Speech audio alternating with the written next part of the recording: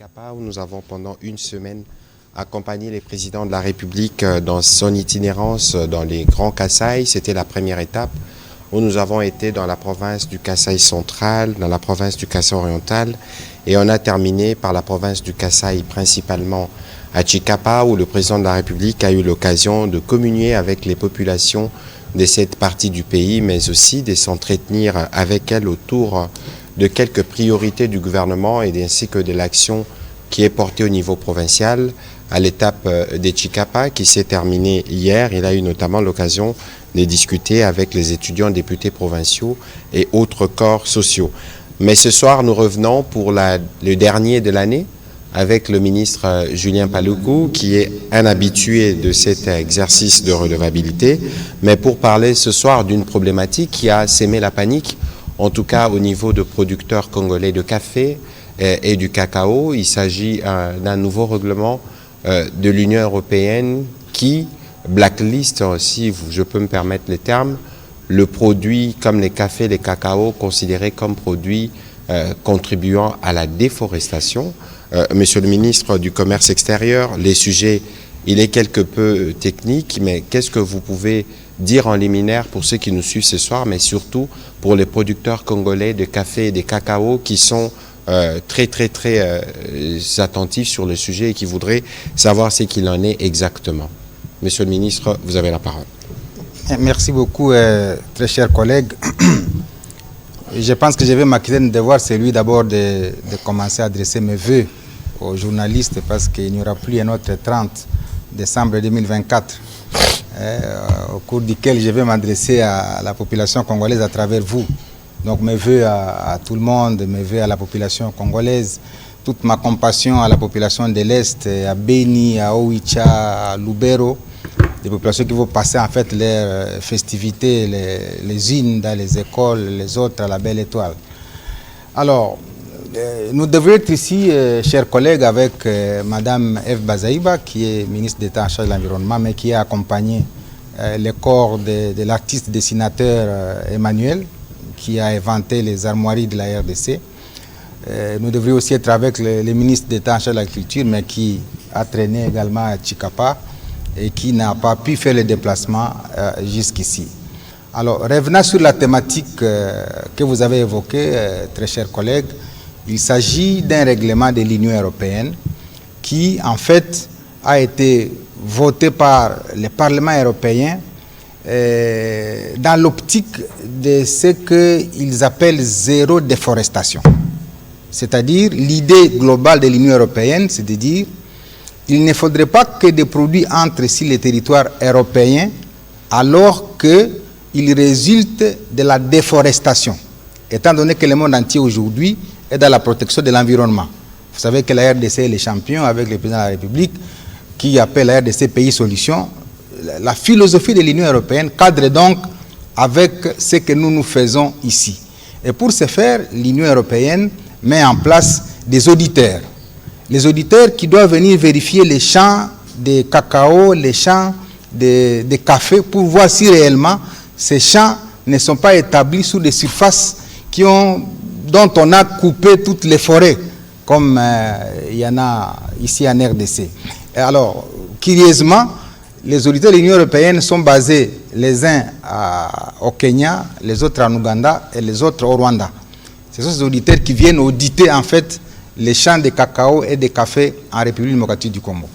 Et le dernier passage des auditeurs a été signalé au mois de juin-juillet 2024 et la certification de nos champs de café et de cacao a été faite en août 2024. Alors maintenant, quelle est la situation de la RDC? Est-ce que réellement la RDC fait de la déforestation pour qu'elle soit victime de ces règlements européens? Je vais vous lire ce que la ministre d'État de l'Environnement m'a demandé de vous faire parvenir. La ministre Eve Bazaïba m'a demandé de dire ceci. Nous avons 80 millions de terres arables qui n'ont rien à voir avec le couvert forestier du pays, qui est de 155,5 millions d'hectares, dont 62% sont des forêts tropicales humides, parmi lesquelles 105 km carrés de tourbières, des mangroves et des forêts miombo. Nous avons le droit de rentabiliser nos terres avec des cultures pérennes favorables à l'agroforesterie, notamment le café et le cacao. Tous les moteurs de déforestation réunis, la RDC, nous n'enregistrons que 0,03% de déforestation par an. Ici, je vais expliquer à toute l'opinion, et nationale et internationale, la différence entre les couverts forestiers et les terres arables. En fait, la RDC a 155 millions d'hectares de forêt. Mais à côté de 155 millions d'hectares de forêt, nous avons 80 millions d'hectares de terres arables. C'est différent. Donc, lorsque nous cultivons sur les 80 millions d'hectares arables, nous ne violons pas le principe de déforestation parce que nous n'avons pas touché aux 155 millions d'hectares. Alors, la confusion qui s'est en fait établie, c'est celle-là. Ne pas savoir différencier quand est-ce que la RDC a touché aux forêts et quand est-ce que la RDC touche à ces terres arables. Arable, ça vient du latin, arare ou arabilis, c'est-à-dire labourer ou cultiver. Une terre arable, c'est une terre labourable, c'est une terre cultivable. Donc une terre cultivable n'est pas une terre forestière. Et donc la différence à établir, c'est celle-là, et la confusion vient de là. Et la ministre de l'Environnement dit que le niveau de déforestation de la RDC est de 0,03% par an. Bon, pour ceux qui n'ont pas fait l'école buissonnière, ça veut dire ceci. La déforestation de 0,03% par an, ça veut dire qu'il faut 100 ans pour qu'on arrive à la déforestation de 3%. C'est-à-dire, si nous sommes 155 millions d'hectares de terres, de forêts, en 100 ans, la déforestation va seulement atteindre 4,5 ou disons 5 hectares. Est-ce que si en 100 ans, nous allons faire la déforestation de 5 hectares, devons-nous dire qu'on est en train de faire la déforestation de nos forêts? La réponse est non. Donc logiquement, on ne peut pas sanctionner la RDC pour un motif comme celui lié à la déforestation. Deuxième élément important, parce qu'on parle de la RDC, les experts de l'Union européenne, nous ne savons pas si réellement ils ont quel objectif. Parce que les cafés et les cacao ne sont pas des fers à béton. Ce sont des arbres. Donc quand on plante les cacaotiers et les caféiers, ces cacaotiers et les caféiers sont des arbres qui s'ajoutent aux arbres existants. Donc normalement, on devrait remercier la RDC parce que la photosynthèse qu'elle remplit ou qu'elle remplissent ces arbres est la même comme celle qu'elle remplissent les autres arbres. C'est-à-dire, quand les arbres captent le CO2 et libèrent l'oxygène, de la même manière, les cacaotiers et les cafés captent le CO2 et libèrent l'oxygène. Donc sur le plan technique, parce que je parle dans un langage pour que tout le monde comprenne, sur le plan technique, il n'y a pas de raison pour les experts de l'Union européenne de devoir dire que nous faisons la déforestation. Au contraire, nous faisons de la réforestation. Et c'est la raison pour laquelle le ministre F. Bazaïba a toujours demandé que nous soyons bénéficiaires du crédit carbone. Parce qu'il a été démontré que nous, la RDC, les bassins du Congo captent 1 milliard de tonnes de CO2 par an. Monsieur le ministre, tout ce que vous dites est bien beau, mais qu'est-ce qui explique alors la motivation de ces décisions? Est-ce que les experts de l'Union européenne n'ont pas pu avoir accès aux données qui leur permettent d'établir leur rapport, si tout ce que vous dites semble apparaître comme né sur le visage? Oui, alors maintenant le problème c'est quoi? C'est que quand l'Union européenne veut certifier les cafés ou les cacao, il envoie les auditeurs pour venir vérifier. Et j'ai clairement indiqué que les derniers auditeurs sont passés en juin-juillet 2024 et le rapport de certification est sorti en août. C'est un rapport qui a une validité d'une année. Ça veut dire que c'est en août 2025, normalement, qu'on doit revenir en RDC et voir si réellement il y a eu d'autres évolutions. Un autre élément, monsieur le ministre, c'est que cette mesure ne doit pas se justifier parce qu'il n'y a pas de cacao et de café qui qui sont plantés au moins à l'an 2024, qui vont produire en 2024. Parce que les cafés et les cacao n'ont que 3 ans pour commencer la production.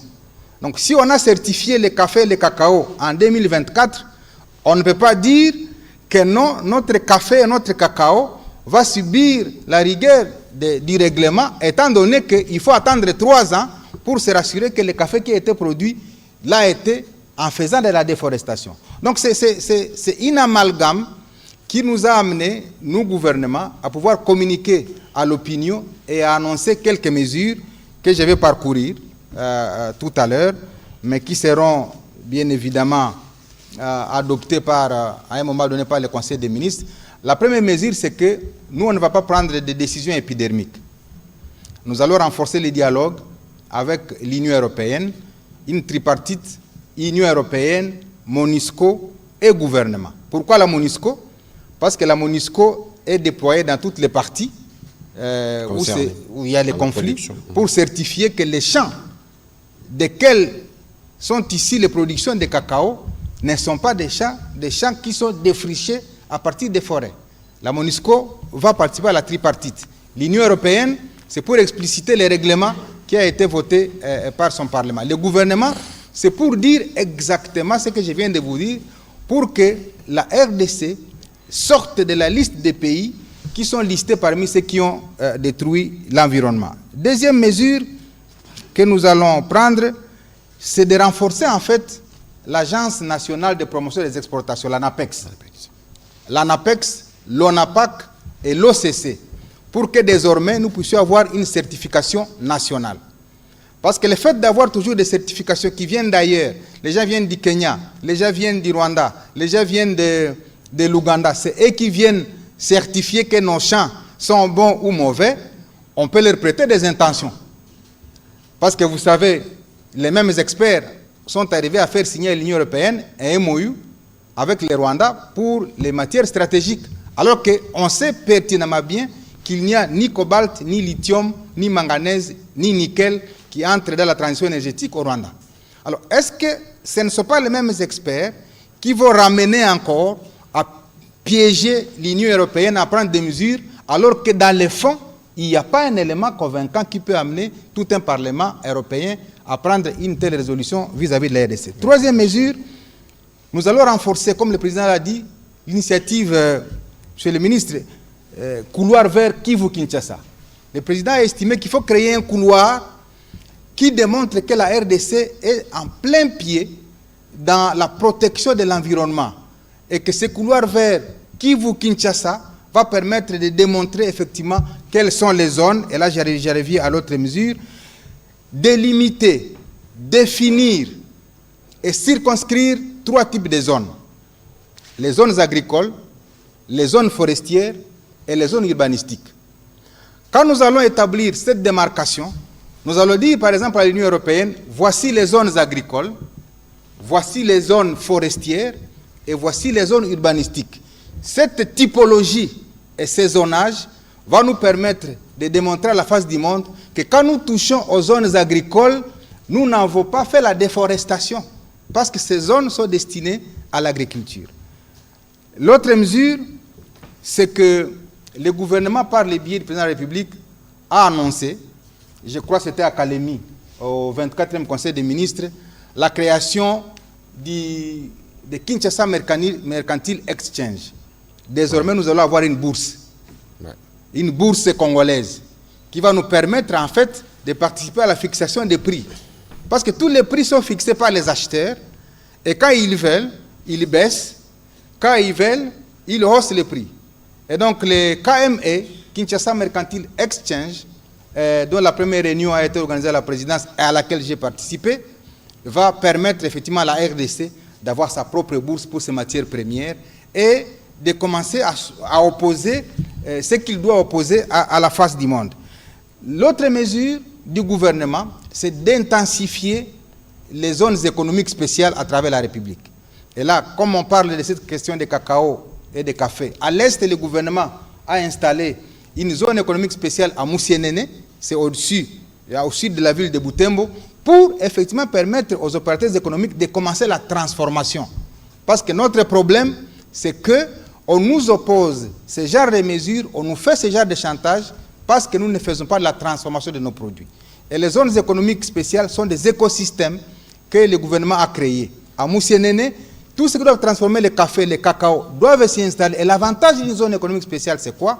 C'est que quand on y est installé, on exporte sans paiement des frais de douane. Et donc c'est pour rendre nos produits compétitifs sur le marché international. Dans la zone ouest, il y a une zone qu'on a créée à Miluna, c'est dans le sud d'Ubangi, à Guaka, j'ai été là-bas. Cette zone, c'est une zone verte qui doit faire la transformation de tous les produits, parce que le cacao n'est pas que produit à l'est. Le cacao est aussi produit à l'équateur, le cacao est déjà produit dans le Congo central. Donc quand on nous oppose des questions comme l'insécurité, vous dites non, il y a l'insécurité, c'est pourquoi on doit blacklister le cacao, mais qu'en est-il du cacao qui sera produit à Tchela et celui qui sera produit au sud du Bangui? Alors, dans la partie ouest, il y a également la zone économique spéciale de Kinmalebo. À côté de Maluku, il a été monté une autre zone économique spéciale, Kinmalebo, qui est développée par la société Arise. C'est là aussi, les opérateurs économiques, en fait, doivent comprendre que ce n'est pas l'État qui va amener les industries. L'État crée le cadre légal, l'environnement favorable à l'investissement, et c'est aux opérateurs économiques de tirer profit du cadre légal que l'État a mis en place. Mais c'est comme si on attend que l'État lui-même, après avoir créé les zones économiques spéciales, vienne encore installer les usines dans ces zones. Ça, ce n'est pas le travail de l'État. Et donc l'appel que j'ai fait aux opérateurs économiques, c'est de profiter de ce cadre qui a été créé, cet environnement favorable à l'investissement pour devoir investir. Enfin, la dernière mesure du gouvernement, c'est d'annoncer la diversification des marchés. Comme ministre du Commerce extérieur, je peux vous dire que sous la coordination du gouvernement, nous avons réintégré l'AGOA, qui est cette loi américaine qui facilite l'exportation des produits sur le sol américain sans paiement de frais de douane. C'est un marché de 350 millions de consommateurs.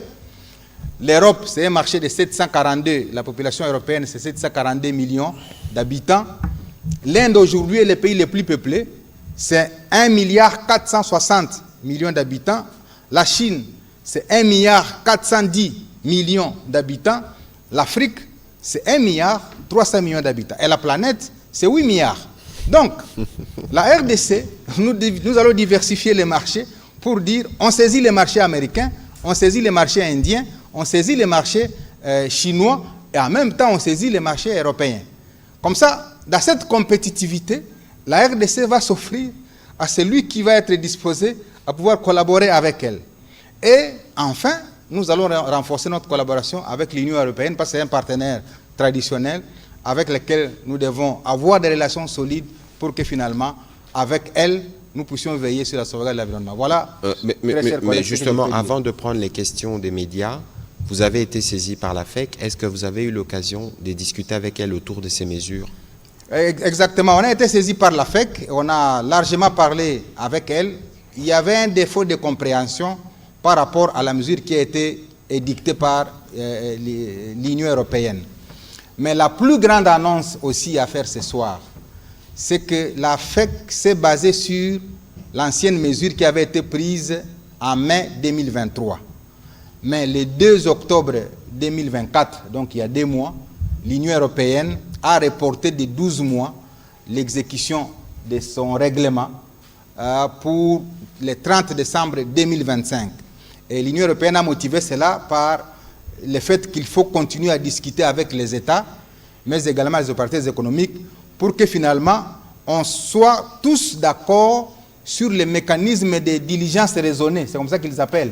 C'est-à-dire comment on va mettre en place ces mécanismes de contrôle qui permettent de se rassurer que réellement les produits venus de la RDC ne viennent pas des espaces victimes de la déforestation, mais des espaces qui sont destinés à l'agriculture telle que le gouvernement a dessiné. Non, il n'y a pas de raison de paniquer si la mesure... Il n'y a pas de raison donc de paniquer, c'est la raison pour laquelle je suis passé ici pour dire qu'il n'y a pas de raison de paniquer. Pendant une année, nous allons dialoguer avec l'Union européenne pour expliquer ce que je suis en train de dire ici et voir si l'Union européenne va finalement dire, malgré les explications du gouvernement, je décide.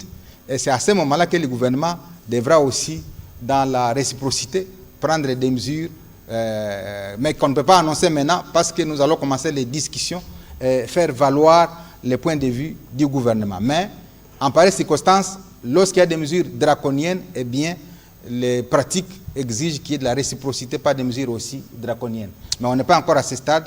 Nous devons d'abord aplanir et arrondir les angles. Voilà, merci beaucoup, Monsieur le ministre du Commerce extérieur, pour ces éléments d'information. On va prendre les questions. On commence avec celle de Monsieur Amédée Moirab.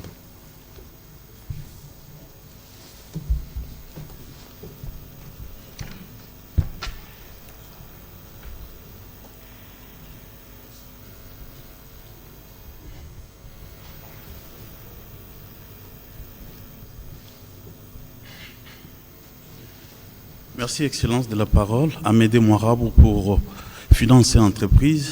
Plusieurs questions dans ma tête.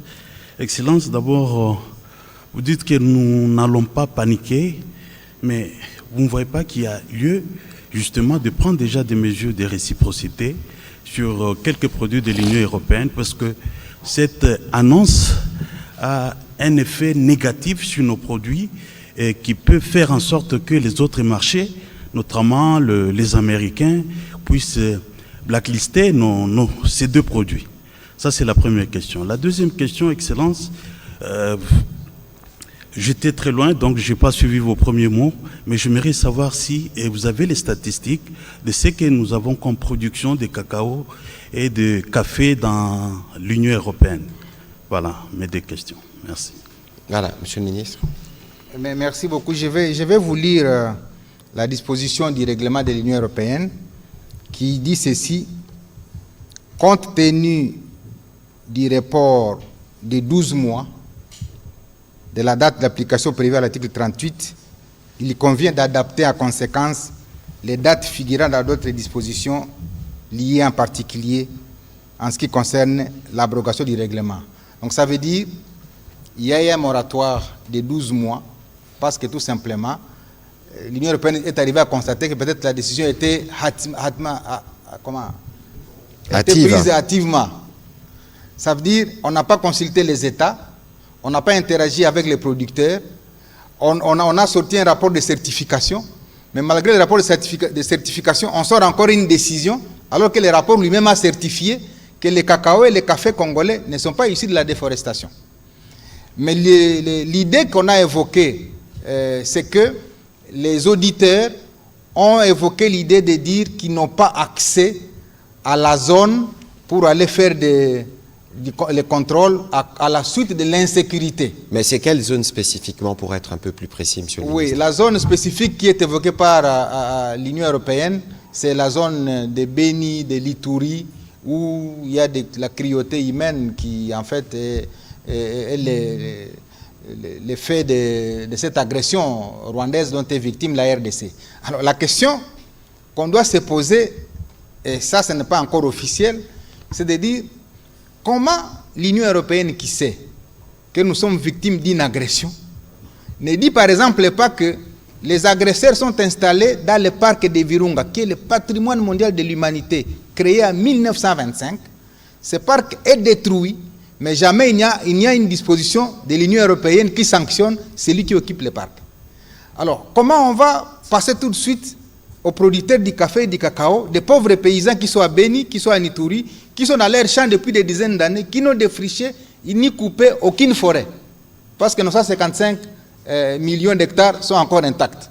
Donc, c'est toutes ces interrogations-là qui disent que le gouvernement doit faire très attention, parce qu'à côté de la guerre qu'on nous fait, quand on trouve que nous voulons changer de modèle économique, on nous fait une autre guerre économique. Et ça, c'est des réflexions comme scientifiques qui commencent à naître. Parce que comment on peut expliquer que le modèle ancien de la colonisation basé sur les matières premières a échoué et que nous voulons migrer vers un autre modèle économique, à considérer cette fois-ci l'agriculture comme levier du développement, et quand nous voulons migrer vers là, voilà, on commence à inventer ce genre d'histoire. Je vous donne quelques statistiques. J'ai publié ce matin, du 30 décembre 2024, la mercuriale des prix des produits exportés. C'est la compétence du ministère du Commerce extérieur. Aujourd'hui, la tonne de cacao est à 11 590 $, quand la tonne du cuivre est à 8 800 $. La tonne du cobalt est à 24 000 $, quand la tonne de la papaïne est à 23 000 $. Ça veut dire pour le gouvernement congolais et la population congolaise, on doit faire les choix. Est-ce que devons-nous migrer vers le cobalt, dont les investissements sont lourds, pour n'avoir que 24 000 $ à la tonne, ou devons-nous migrer vers la papaïne, dont les investissements sont légers, et avoir 23 000 $ la tonne? Devons-nous aller vers le cuivre, dont la tonne est de 8 000 $, ou vers le cacao, dont la tonne est à 11 000 $? Et le ministre de l'Agriculture m'a dit ceci, et je le rappelle à l'intention de la population congolaise, en 2030, nous allons produire 3 millions de tonnes de cacao. 3 millions de tonnes de cacao. Lorsque vous multipliez par une moyenne de 10 000 $ les 3 millions de tonnes de cacao, ça vous fait 30 milliards. Et donc notre produit intérieur brut en 2030, sur les seuls produits du cacao, va augmenter de 30 milliards. Si nous prenons le café, si nous prenons les VA, parce que les VA produit effectivement de latex pour les pneus, les caoutchoucs, ça veut dire tous les véhicules du monde, même si on est dans la transition énergétique, où on produit les véhicules électriques, mais ces produits auront besoin de pneus. Et donc, la culture de l'EVA, associée à celle du cacao, à celle du café, les trois cultures industrielles, si on s'y investit, en prenant sur les 80 millions d'hectares de la RDC, par exemple, 10 à 20 millions d'hectares, qu'on consacre à ça, ça nous ramène à 500 milliards de $ par an qu'on peut engager dans ça. Alors, maintenant, la question des scientifiques, c'est de se dire, est-ce qu'on n'est pas en train de voir finalement l'essor de la RDC à travers l'agriculture pour qu'on freine cet élan-là, parce que ça va remettre en cause le modèle qu'on nous a toujours enseigné, celui de ne considérer les mines comme le seul levier du développement. Voilà, en fait, les réflexions que nous versons dans l'opinion et que tous les scientifiques du monde peuvent vérifier. Je ne débite pas de mensonges, je suis à la télévision nationale. Et comme scientifique, je serai condamné si je commence à débiter des chiffres qui ne sont pas vérifiables. Voilà, on va prendre les questions de M. Eric Izami, puis ce sera Patrick Lacoué. Excellent, vous n'avez pas donné les statistiques. Non, les statistiques, aujourd'hui, nous avons 240 000 planteurs de cacao. Et à l'heure qu'il est, nous produisons entre 100 000 et 200 000 tonnes de cacao par an. Multiplié par 11 000, vous voyez combien de milliards on veut nous empêcher à gagner pour soutenir l'économie congolaise. Donc c'est une manne, en fait. Parce qu'en fait, si 8 milliards de Congolais, vous savez, le cacao donne le chocolat. Même si nous, on n'a pas la culture du chocolat, comme chez moi, à Kipese, on en prend moins. Et je sais que chez beaucoup de gens, on en prend moins, mais ailleurs, on en prend. Et les Chinois commencent à en prendre. Ils sont 1,4 milliard. Je crois que si chaque Chinois peut prendre un chocolat par an, ça fait 1,4 milliard de chocolat. Or, il y en a qui prendront 2, 3, 4 par an. Ça fait autant. Et donc, il faudra autant de millions de tonnes qui font que la RDC va être en fait le premier producteur mondial du cacao. Parce que la Côte d'Ivoire est en train de baisser, de dégringoler. Mais nous avons l'espace de Walikale au nord Kivu, le Beni et l'Ituri et l'espace de la Chopo principalement. Et donc ces espaces-là, mis ensemble, peuvent nous amener à produire 3 millions de tonnes de cacao l'an, associés à la culture du café. Et je vous rappelle que les cacao congolais et les cafés congolais sont les meilleurs cafés et cacao du monde. Parce que c'est du café bio, c'est du cacao bio qui ne sont pas produits sur base d'aucun engrais chimique. C'est par des terres naturelles que nous les produisons et tout le monde le sait. Maintenant, est-ce qu'on n'est pas en train d'assister à une politique voilée de vouloir nous empêcher d'atteindre ces objectifs-là de faire de la RDC la locomotive du développement de la RDC? Et là, on va discuter avec l'Union européenne pour dire accompagnez-nous plutôt à réaliser les rêves des Congolais, de voir les paniers de la ménagère finalement changer pour chacun de nous. Merci. Voilà, M. Eric Izami. Merci de la parole, Excellence, Monsieur le Ministre. Vous avez commencé par le vœu, nous faisons aussi la réciprocité, nous vous présentons aussi nos vœux. Merci. Alors, je prends le ministre Julien Paluku au mot quand il cite la Côte d'Ivoire. En son temps, lorsque la Côte d'Ivoire avait été frappée par la même Union européenne, on a vu directement le président Alassane Dramane Ouattara prendre la parole et parler avec fracas que la Côte d'Ivoire se dirigerait vers la Chine, les États-Unis et les autres, directement.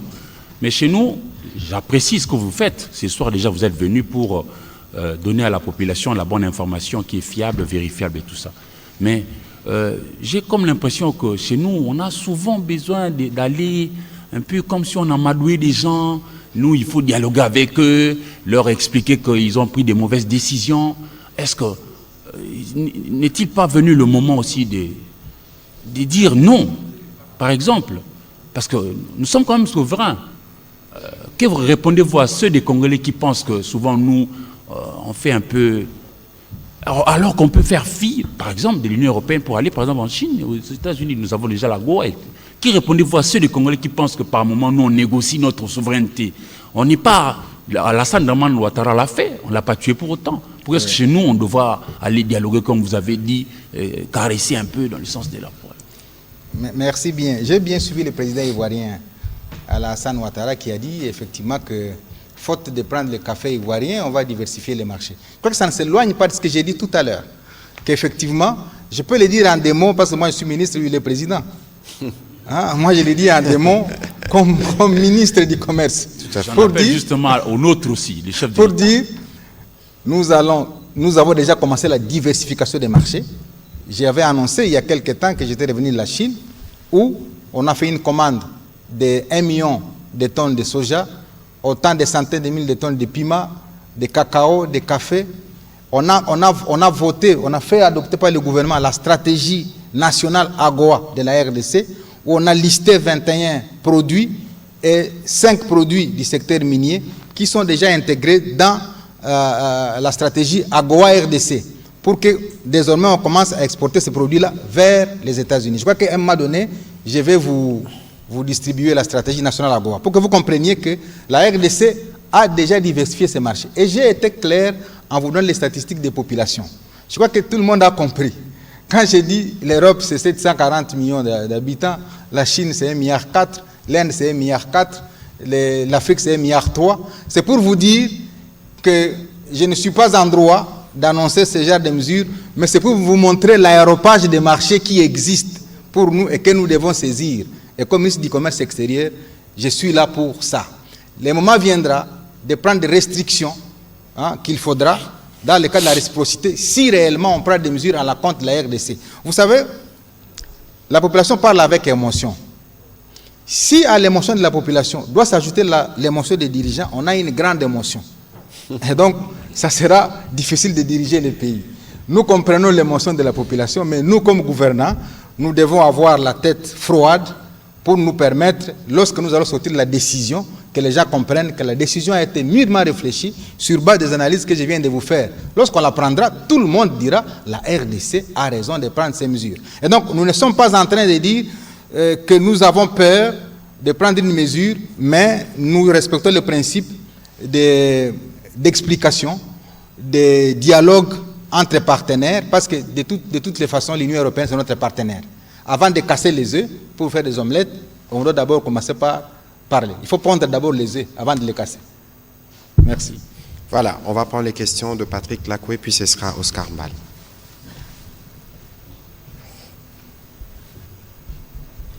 Merci, Excellence, pour la parole. Monsieur le ministre du Commerce extérieur, ma première question est sur la cartographie du café cacao congolais. Puisque la sanction arrive, mais on ne sait pas présenter clairement cette cartographie. Le café cacao congolais est produit dans quelle zone? Oui.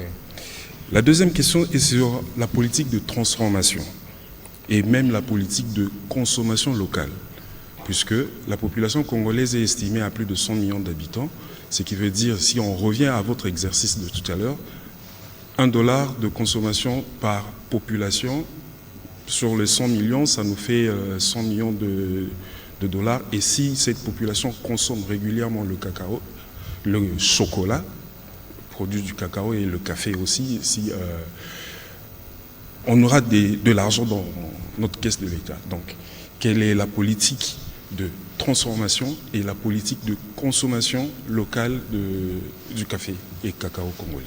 Merci. Très bien. Merci beaucoup. Je pense que la solution pour nous, les pays africains, passe par là.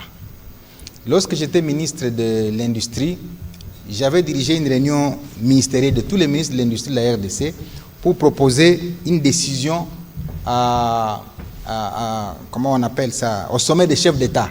C'était à Niamey, où nous avons fait passer une décision adopté par les sommets des chefs d'État pour consacrer désormais 10% du budget de tous les pays africains au développement industriel. Pourquoi? Parce qu'on a constaté que nous ne sommes que dans les modèles anciens d'extraction des matières premières pour alimenter l'industrie européenne. Est-ce que savez-vous que tout ce qu'on nous fait comme guerre ici, c'est parce que peut-être la population ne connaît pas la réalité de la pollution. La pollution sur toute la planète Terre, elle se présente comme suit. L'Europe, les États-Unis, la Chine, le Japon, tous ces pays industrialisés polluent la planète à 96%. Et l'Afrique pollue la planète à 4%. Toute l'Afrique, 54 pays.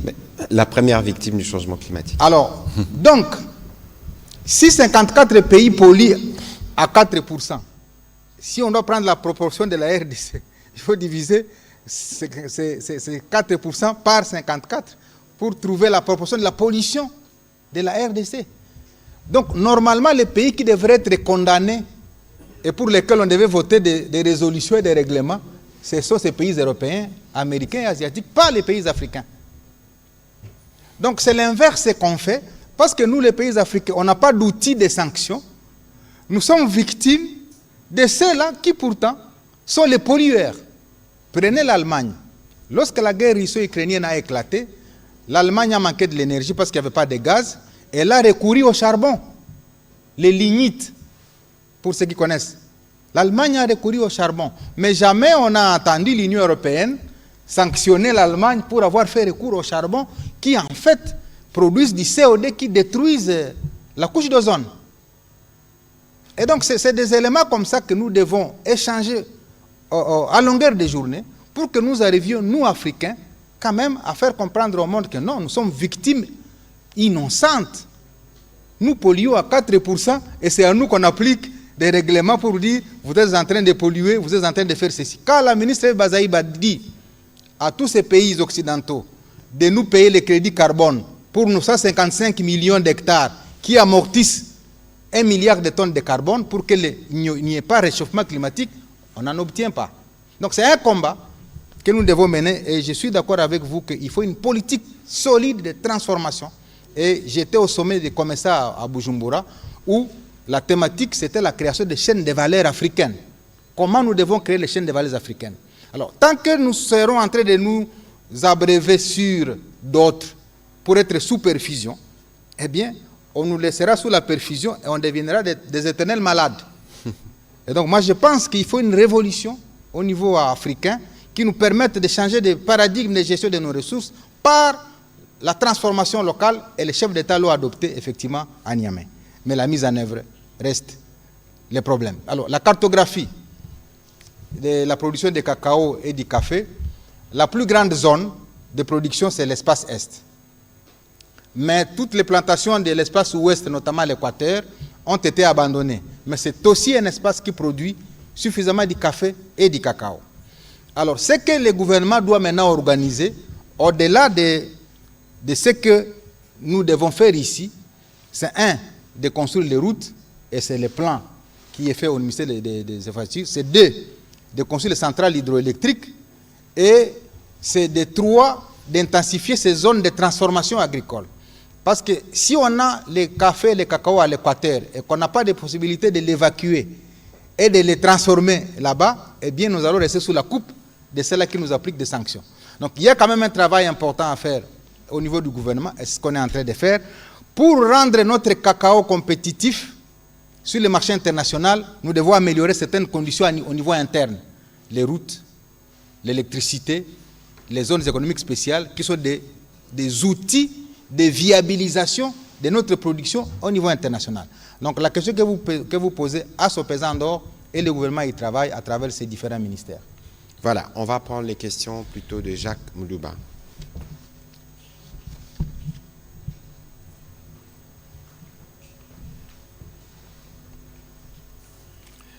Merci. Monsieur le ministre du Commerce extérieur, vous avez presque évoqué l'essence de ma question, mais je vais être plus concret. L'Union européenne prend sa décision au moment où la RDC est agressée. Nous sommes pendant la guerre. Et si on doit se rendre compte que l'Union européenne, dans d'autres secteurs ou dans d'autres domaines, intervient d'une manière ou d'une autre contre la RDC, sur le plan militaire par exemple, avec ses aides aux pays qui nous agressent. Et aujourd'hui, l'Union européenne vient avec une série de mesures par rapport à la RDC. De manière claire, est-ce qu'on ne peut pas dire aujourd'hui que c'est un front environnemental qui est ouvert par rapport économico-environnemental par rapport à la guerre qui sévit dans notre pays? Est-ce que l'Union européenne n'est pas en train d'appuyer un autre front par rapport à l'existant? Deuxième question, Monsieur le ministre, vous avez annoncé beaucoup de mesures prises par le gouvernement pour faire face à cette situation. Vous ne pensez pas que ces mesures arrivent après que l'Union européenne ait vociféré? C'est-à-dire, c'est des mesures qui arrivent en retard. Pourquoi cela? Par exemple, est-ce qu'il fallait attendre que l'Union européenne intervienne pour que vous puissiez annoncer le travail de faire la typologie des forêts ou de zonage, par exemple, dans notre pays? Où étiez-vous avant? Pourquoi l'Union européenne doit vous donner, je ne sais pas moi, de béquilles pour faire le travail qui est vôtre? Merci. Merci bien, M. Jacques. Ma réflexion de tous les temps a toujours été celle-ci. Le monde où l'environnement international est un environnement d'intérêt. Et tous les pays du monde suivent les comportements des États. Si vous vous montrez faible, les pays vous accompagnent dans la faiblesse. Si vous vous montrez fort, les autres pays vous accompagnent dans votre capacité de démontrer que vous êtes fort. Alors, c'est à chaque pays de choisir s'il veut qu'on l'accompagne dans la faiblesse ou s'il veut qu'on l'accompagne dans ses forces. Et je pense que ce qu'on est en train de faire, c'est de vouloir démontrer que nous voulons que nous soyons accompagnés dans les capacités qui vont permettre à notre économie de devenir forte. Alors, quand vous dites, est-ce que c'est aujourd'hui que nous annonçons ces mesures, c'est aujourd'hui que l'Union européenne nous pousse? Non. Je suis passé ici le 30, nous sommes le 30 décembre 2024, mais quand j'ai dit que le président de la République a annoncé la création du Kinshasa Mercantile Exchange, ce n'est pas à la suite de la décision de l'Union européenne. Lorsque la ministre d'État de l'Environnement, celui de l'Agriculture, sont dans le cadastre agricole, c'est une décision qui avait été déjà votée par le gouvernement. C'est-à-dire, au-delà du cadastre minier, le gouvernement a déjà mis en place les cadastres agricoles. C'est-à-dire quoi? C'est les zonages des zones qui sont destinées à l'agriculture. Parce qu'on dit, nous avons 80 millions d'hectares de terres arables. Mais où sont ces 80 millions? C'est le cadastre agricole qui va dire, dans la province du Congo central, sur les 80 millions d'hectares de terres arables, il y a ceci. Dans la province du Nord-Ubangi, il y a ceci. Dans la province de Lualaba, il y a ceci. Dans le Nord Kivu, il y a ceci. C'est un travail qui a déjà été fait, mais notre passage ici était de communiquer avec la population congolaise et la communauté internationale sur tous les dispositifs que le gouvernement est en train de mettre en place pour contrer en fait la mesure qui a été prise par l'Union européenne pour dire, mais comment l'Union européenne oublie que les cadastres agricoles existent? Comment l'Union européenne oublie que les zonages existent? Comment est arrivé à prendre une mesure alors que le cacao congolais n'est pas ici des zones victimes de la déforestation? Donc c'est tous ces éléments-là qu'on a ramassés pour que nous restituions à l'opinion et que l'opinion comprenne avec nous que soit on est victime d'un autre complot ourdi quelque part, soit on est mal compris, et c'est la raison pour laquelle nous avons dit que nous allons engager les dialogues avec l'Union européenne pour dire non, vous avez pris la décision, mais voici les éléments à notre disposition. Est-ce qu'avec ces éléments, vous confirmez votre mesure? Et c'est la raison pour laquelle l'Union européenne a reporté de 12 mois. Si, in fine, malgré les éléments que j'ai évoqués ici, les explications, l'Union européenne prend ces mesures pour blacklister notre café et notre cacao, nous reviendrons ici, monsieur le porte-parole, pour vous dire quelles sont les grandes mesures qui seront annoncées, parce que comme ministre du Commerce extérieur, j'ai la charge de réguler les importations et les exportations. Donc je vais prendre un arrêté pour interdire tout et rien n'entrera sur le territoire congolais. Je l'ai fait avec les carreaux. On a commencé à me traiter d'être actionnaire dans les entreprises parce que tout simplement, je voudrais sauvegarder la production locale. Je l'ai fait avec le ciment pour dire, mais nous avons déjà 3 cimenteries à Kimpese. Est-ce que devons-nous continuer à faire entrer des ciments de l'extérieur pour tuer les emplois que créent nos cimenteries? Si les opérateurs économiques sont capables de nous construire des usines de transformation de cacao pour produire le chocolat, je prendrai l'arrêté pour interdire l'entrée du chocolat en RDC. Parce que j'aurai en substitution un opérateur économique qui sera en train de nous produire du chocolat. Donc la balle est dans les camps des opérateurs économiques pour saisir cette opportunité qu'offre le ministère du Commerce, qui a la latitude de prendre n'importe quelle décision en vertu des règles de l'Organisation mondiale du commerce. Je l'ai fait avec la Zambie. Lorsque la Zambie faisait tout entrer au nom de l'accord entre la RDC et la Zambie, j'ai pris des mesures. Vous aviez suivi que la Zambie à un moment donné avait fermé la frontière. Je suis allé rencontrer le ministre à Lubumbashi et quand j'ai expliqué la portée des mesures, il n'a pas fait 12 heures pour ouvrir la frontière parce que j'étais dans le droit comme ministre du Commerce de réguler les importations qui viennent d'ailleurs, qui ne doivent pas venir tuer l'économie congolaise. Et c'est comme ça que les États en fait se comportent. Donc ne me demandez pas de prendre ces mesures maintenant, tant que nous sommes dans un processus d'explication de ce que la RDC fait et de la bonne foi. Mais alors, entre les États, il n'y a pas que la bonne foi, il y a les intérêts.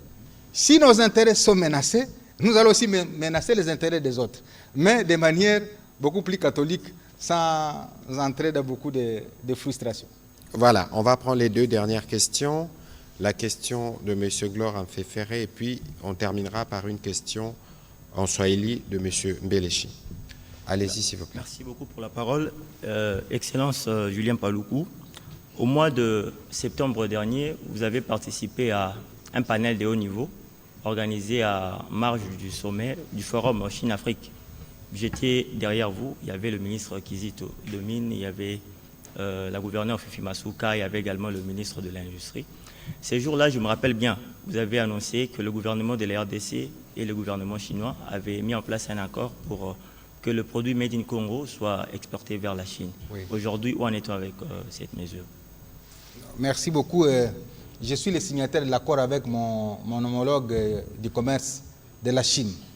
Effectivement, nous avons déjà signé l'accord entre la RDC et la Chine. Le chef de l'État a mis en place la task force, qui est d'ailleurs co-dirigée par le vice-premier ministre Jean-Pierre Bemba et moi-même, pour sensibiliser davantage les opérateurs économiques à conquérir les marchés chinois. Donc cet accord nous rend éligibles aux exportations vers la Chine sans paiement des frais de douane.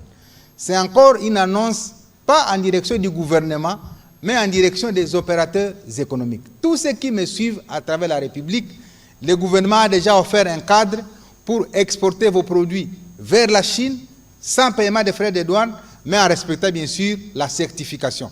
Et c'est l'une des mesures que j'ai prises au niveau de l'OCC pour assainir la gestion de l'Office congolais de contrôle et permettre la construction de plusieurs laboratoires dans les zones frontalières pour permettre que la RDC soit hissée au standard d'autres pays, que lorsque le produit vient de la RDC, qu'il ne soit pas détruit lorsqu'il a franchi les frontières. Parce que souvent on nous rattrape par là, quand nos produits sortent de la RDC, qui n'ont pas respecté les principes de traçabilité ni d'estampillage, eh bien, lorsqu'ils arrivent à l'extérieur, on les détruit.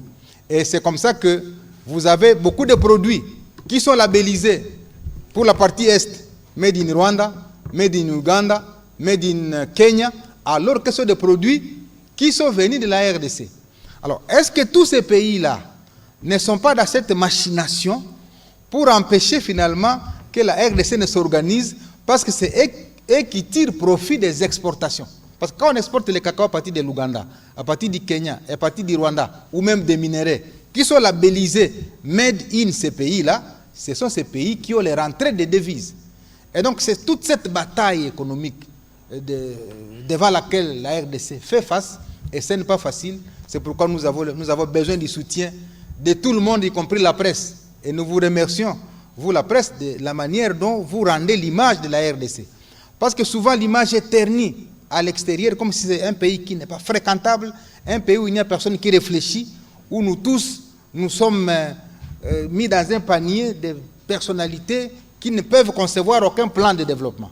Donc je voudrais vous remercier pour ce travail que vous faites, pour que finalement les gens comprennent que la RDC regorge autant de potentialités d'intelligence qui peuvent changer la manière de voir les choses. Et lorsque nous voulons changer la manière de voir les choses, rassurez-vous que le président de la République aura beaucoup d'attaques. Parce que quand il veut changer le paradigme ou les modèles économiques, ça va heurter les intérêts économiques des grands. À supposer qu'on commence à transformer et le cuivre, et le cobalt, et le café, et le cacao ici. Mais que deviennent les industries occidentales qui font le même travail? C'est cet exercice auquel nous sommes soumis. Et donc nous devons y aller comme un éléphant qui marche sur les œufs, pour en même temps veiller sur nos intérêts, veiller sur les intérêts des autres. Parce que dans un monde planétaire, on ne peut pas ne veiller que sur ses intérêts sans regarder là où les autres aussi doivent gagner. Donc c'est ce partenariat-là gagnant-gagnant que le président Félix Tshisekedi est en train de construire en ne cassant pas les œufs, mais en veillant sur les intérêts de la RDC. Donc, le message est clair, opérateurs économiques, saisissez l'opportunité de l'accord RDC-Chine, saisissez l'opportunité de l'accord AGOA, RDC, États-Unis, saisissez aussi l'opportunité des facilités européennes, comme ça nous allons diversifier les marchés, et les uns partiront aux États-Unis, d'autres iront en Europe, d'autres iront en Chine, et je crois que ça va permettre une bonne concurrence, et le plus rapide prendra la production qui sortira de la RDC. C'est qui le plus rapide? Là, c'est à chacun de savoir. Voilà, on va prendre la dernière question en Swahili avec Mbelechi.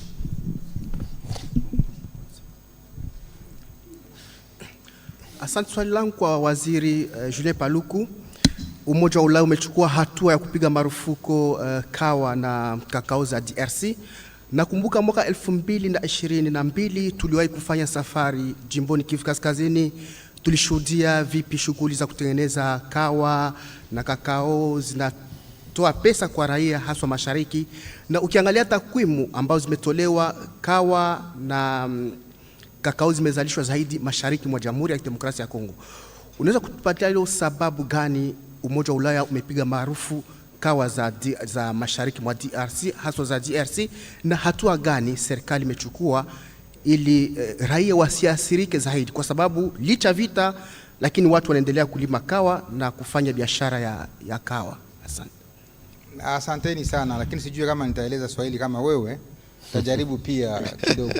Kwanza nitatoa salamu zangu za rambirambi kwa wakaji wote wa mashariki ya Kongo ambao wanakumbwa na vita, kwa sababu sasa hizi wamoja kati yao wako ndani ya ukimbizi na hawataweza kupitisha hizi sikukuu za mwisho wa mwaka wakiwa na furaha. Kwa hiyo wapokee salamu zetu za rambirambi tukiwa pamoja nao kwa mateso ambao wanapitiamo.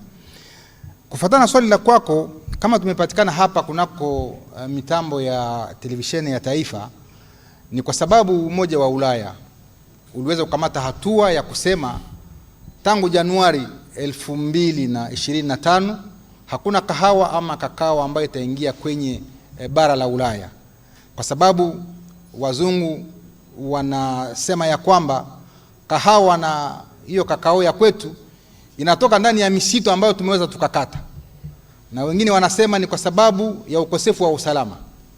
Ndiyo maana nimeweza kualikwa na mwenzangu waziri wa upashaji habari ili nifike kwa kuelezea wananchi wote wakaaji wa Kongo na ulimwenguni ya kwamba sisi kama Kongo tunaheshimu mila za kuweza kuangalia vipi mazingira tunaweza kuyakinga, kwa sababu ni sisi tunaokuwa na misitu kubwa ulimwenguni. Tuna hektari karibu milioni 155 na tunaikinga sana. Pia tuna mashamba ambazo zinapaswa kulimwa. Sasa tunapaswa kutofautisha zile nafasi za misitu ambazo hazipaswi kuguswa na nafasi za mashamba. Kwa hiyo Umoja wa Ulaya ni lazima waelewe ya kwamba kuna utofauti kati ya misitu na mashamba, kwa sababu wakiweza kutuadhibu kwa kazi tunayoifanya kwa kulima shamba zetu, itakuwa ni kukeuka haki ya binadamu. Na ndiyo maana nimeweza nikapita hapa kwa kuelezea wananchi wote ya kwamba huko mashariki mwa Kongo na sehemu zote watu wasiwe na shaka, kwa sababu tayari serikali imechukua mipango ya kuweza kukutana na wakuu viongozi wa Umoja wa Ulaya ili wawaelezee vile Kongo inavyokinga mazingira na haistahili kupigwa marufuku, kwa sababu kazi inayoifanya ni kazi ya kuweza kusaidia ukingo wa mazingira. Kwa hiyo watu wawe utulivu, na sisi kama government tukiwa na mkuu wa nchi Rais Felix Tshisekedi tuna matumaini yetu yote kwa wale wakulima ambao ni zaidi ya 1200 wanaolima kahawa na kakao ambao watapata fursa siku zijazo. Kwa hiyo mwaka huu unaokuja Januari 25 hakutakuweko hiyo hatua ya kukataza kahawa na kakao kwenda Ulaya. Hiyo hatua wameirudisha mbali Disemba mwaka 2025. Asanteni sana. Voilà, merci beaucoup, Monsieur le ministre du Commerce extérieur, qui répondait à Swahili à la question sur la problématique de la production du café et du cacao et de son accès justement au marché européen au lendemain de la mesure qui a été prise mais qui finalement ne pourra être appliquée que d'ici une année, soit en décembre prochain. Monsieur le ministre, nous avons terminé. Est-ce que vous avez un mot pour clôturer l'exercice de ce soir qui a porté spécifiquement sur la question du cacao et du café? Non, le dernier mot, c'est de rassurer la population congolaise que le président de la République et l'ensemble du gouvernement prennent à bras le corps la question de cette mesure de l'Union européenne tendant à restreindre l'entrée du cacao et du café sur les sols européens. La motivation, elle est fondée lorsque l'Union européenne trouve qu'on ne doit pas accepter des produits qui sont issus de la déforestation. Cette motivation est fondée. Mais par contre, le gouvernement congolais a tenu à communiquer à l'opinion que le café et le cacao congolais n'est pas issu des espaces victimes de déforestation. Le café et le cacao congolais est issu des terres arables qui sont au nombre de 80 millions. Et pour cela, l'Union européenne, ayant compris ces quelques explications, a dû repousser l'entrée en vigueur de son règlement au mois de décembre 2025, période au cours de laquelle nous, gouvernement, Union européenne, MONUSCO et tous les partenaires, nous allons nous mettre autour d'une table pour devoir examiner réellement les avancées auxquelles nous sommes arrivés et qui ne peuvent pas justifier qu'une telle mesure soit appliquée à la République démocratique du Congo. Voilà, merci à vous, Monsieur le ministre du Commerce extérieur. Merci à vous, chers professionnels des médias. Nous vous remercions pour l'accompagnement pour l'année 2024 qui se termine ce soir, en tout cas pour le briefing. On n'en aura pas demain. Nous pourrons en avoir en début d'année prochaine, mais entre-temps, nous vous souhaitons les meilleurs pour 2024, pour 2025 plutôt, dans vos familles respectives, dans vos rédactions respectives et dans tout ce que vous entreprendrez. Puissent les seigneurs vous combler et vous bénir et que vos anges gardiens vous protègent. Bonne et heureuse année 2025. Merci.